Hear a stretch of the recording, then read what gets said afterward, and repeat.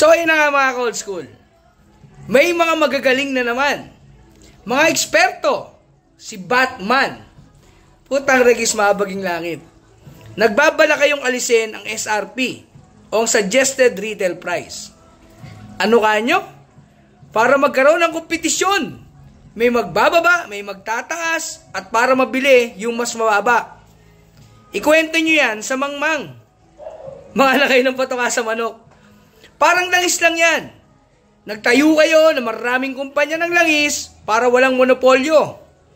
Pero sila-sila rin ang nagkakasundo kung anong presyo pagtaas ang gusto nila.